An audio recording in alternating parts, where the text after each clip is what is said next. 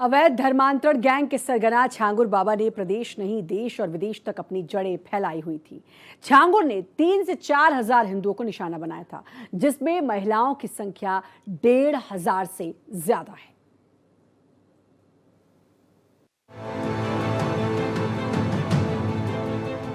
छांगुर बाबा की मधुपुर में सरकारी जमीन पर बनी किलानुमा कोठी को तोड़ने के लिए बुलडोजर एक्शन जारी है।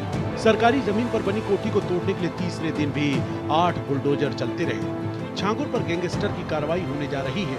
प्रशासन छांगुर बाबा की अन्य संपत्तियों का ब्यौरा भी जुटा रहा है।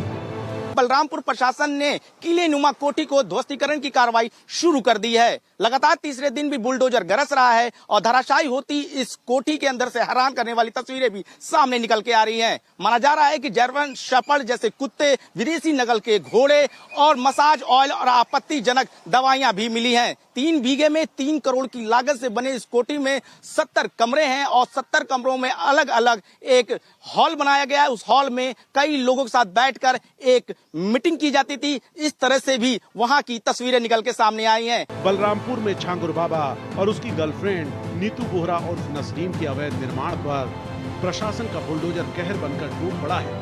ये बात सामने आई है कि बलरामपुर और आसपास के जिले में उसने पुलिस प्रशासन और एलआईयू कुछ अफसरों को मुंह मांगी रकम देकर खरीद लिया था।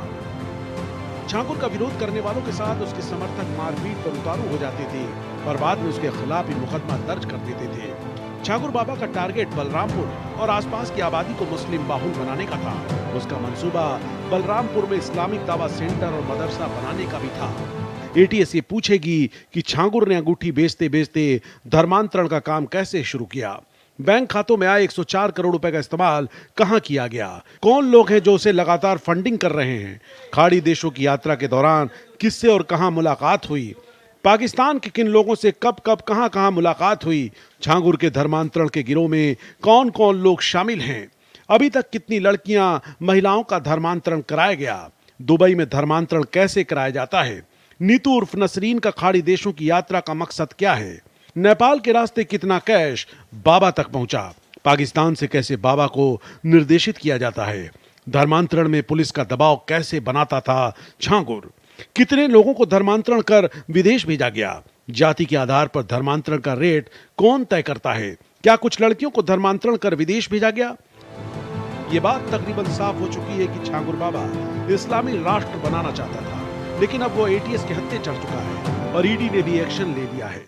देखिए, समाज विरोधी तत्व हों, अराजक हों, अपराधी हों, संगठित माफिया हों, उत्तर प्रदेश में आदरणीय योगी जी की सरकार आने के बाद उनके लिए कोई स्थान नहीं है।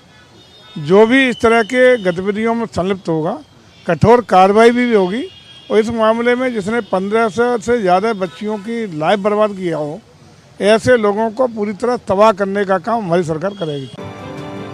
योगी सरकार छांगुर बाबा पर किसी भी तरह की रियायत बरतने की मूड में नहीं दिख रही है। कि जब एटीएस ने एनआईए कोर्ट में जानकारी दी कि जब रिमांड लेना था तो कहा था कि ये इस तरह की सबूत मिले हैं कि जो छांगुर बाबा है बलरामपुर के आसपास के जिलों की डेमोग्राफी को चेंज करना चाहता था, वहां पे शरिया कानून लागू करके इस्लामिक राष्ट्र बनाना चाहता था, इस्लामिक दावा सेंटर के साथ वहां पे मदरसा खोलना चाहता था। इस तरह की दलीलें एनआईए कोर्ट में दी, जिसके बाद एटीएस को 1 हफ्ते की रिमांड अब मिल चुकी है। अब इंतजार है कि एटीएस की पूछताछ में क्या निकलकर सामने आता है और कौन कौन से देश विरोधी लोग छांगुर के साथी थे। अनुज कुमार, भारत एक्सप्रेस, लखनऊ।